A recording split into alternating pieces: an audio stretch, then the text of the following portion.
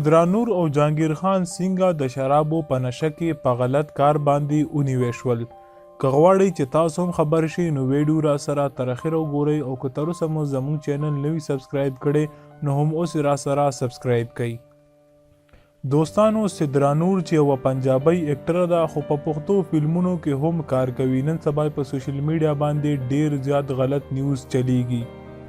ویل کېږي چې په لاهور کې د چاپۍ په وخت سدرانور او جهانگیر خان په یو هوټل کې د نشې په حالت کې نیول شوي دي او پولیس تینا تحقیقات هم وکړل.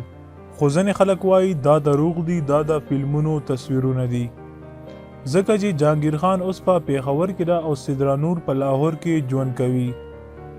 دوستانو د فلمونو اداکارانو باره کې همیشه داسې افواګانې خورېږي خو زیاده تر پکې دروغ وي. تاسو د دې کار باره کې څه ویل غواړئ چې دا رښتیا دي او که دروغ؟ خپل نظر مو په کمنټ کې ولیکئ.